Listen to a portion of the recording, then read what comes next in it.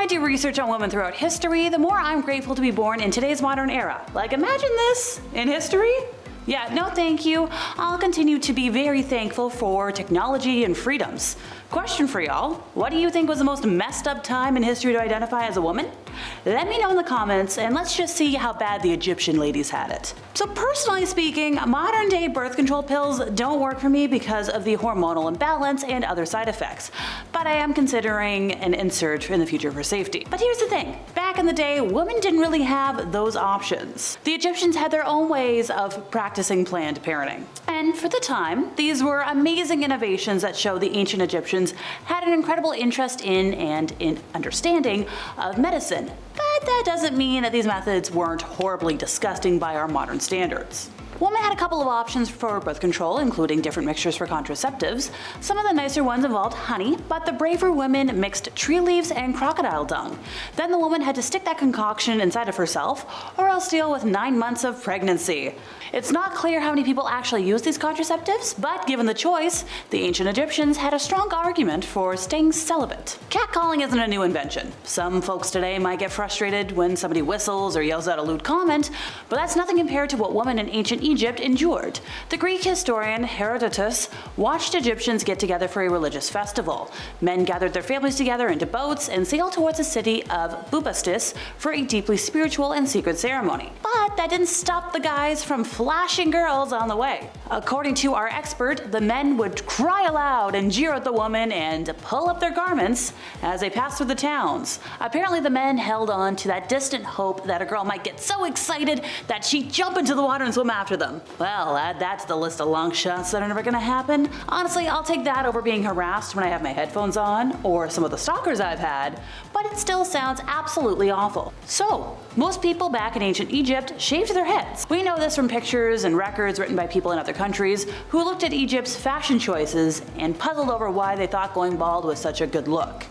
Today though, historians are pretty sure they know why. Lice was everywhere in ancient Egypt. The tombs of rulers are infested with the stuff. Apparently it's flooding out from the remains of the bodies. Ugh.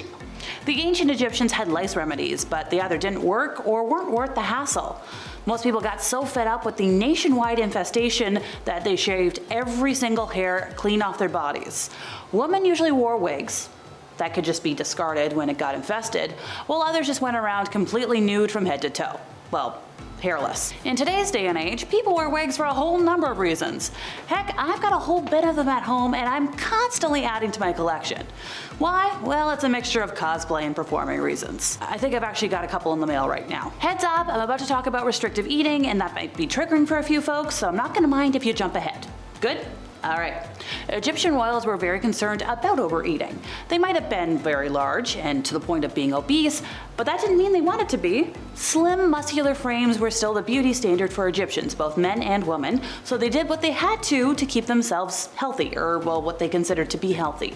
Most Egyptians would take laxatives 3 days of each month, made of castor oil, and then got ready to spend the rest of the day on the toilet. This was before plumbing, of course, so that meant that they had to clean up their mess by hand afterwards. According to history, there wasn't a problem that couldn't be fixed with laxatives. And I mean that. Even diarrhea was treated with the stuff. Apparently the idea was to get the disease out of the bodies by force and just get through the whole mess as quickly as possible. I get the idea in theory. Similar to wanting to upchuck while nauseous to make things better, but it's not good for your internal organs to disrupt the natural flow of things, if you will. I remember watching an episode of American Horror Stories that centered around fertility idols and everything that could go wrong with them, but that's nothing compared to what the ancient Egyptians did. These folks had a whole medical system for giving birth. They had ways to test fertility and pregnancy that were truly advanced for their time and also incredibly weird. So to test fertility, some doctors would rub oil all over a woman's body and tell her to lie down until the morning. If she looked fresh and good, they ruled that she was fertile. If she didn't, nope. Others did something a little bit weirder.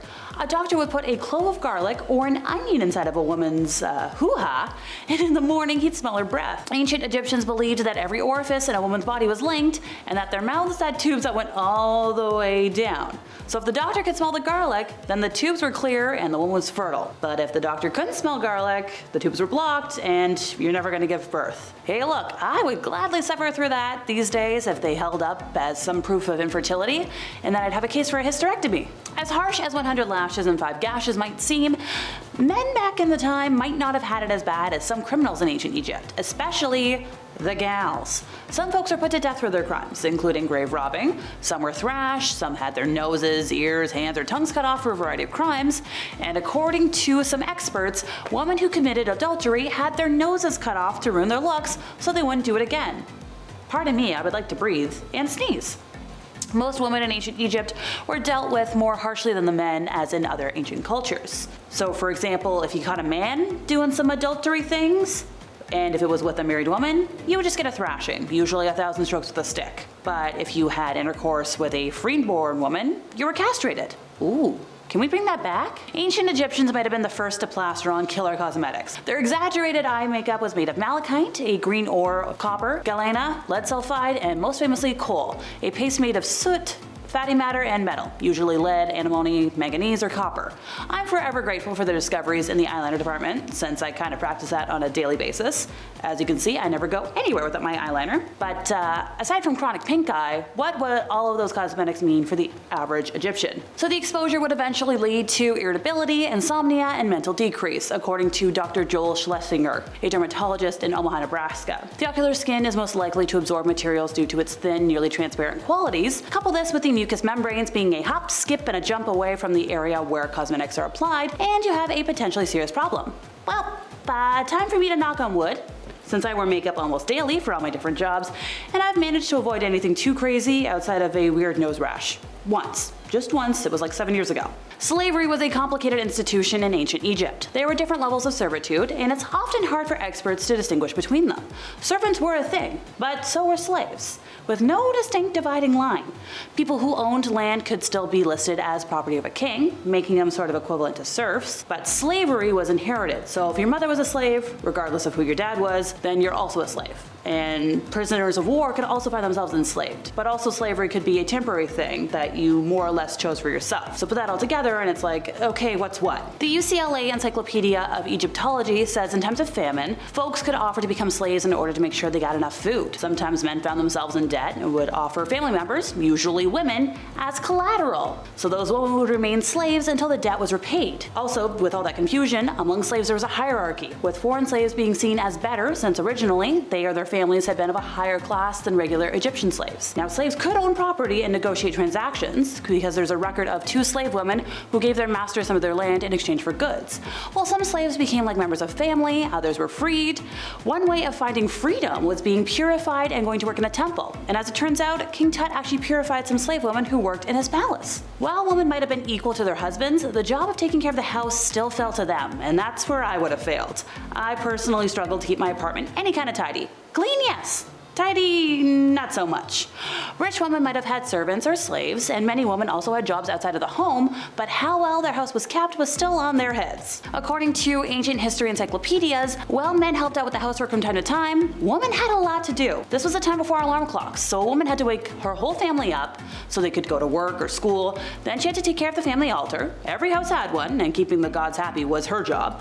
Then she had to cook breakfast, do the dishes, haul the daily water from the well, do all the young generation care, and take care of any elderly relatives.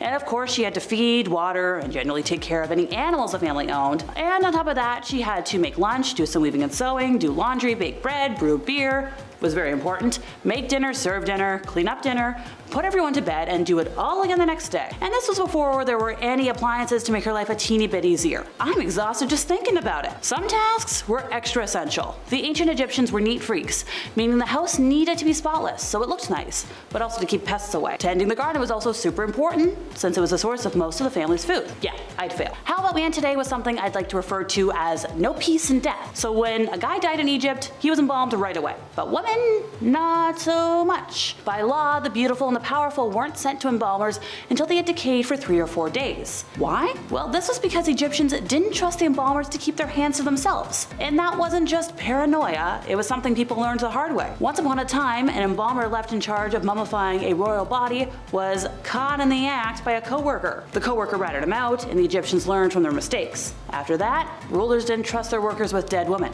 Looks like necrophilia isn't anything new to history then. And that's it for me once again. I've been Alexa, your resident emo girly, and if you enjoyed my ramblings today, could you help us out by giving this video a like, subscribing if you aren't already, hit the bell for more, and I'll see y'all next time I buzz in over here at Bumblebee.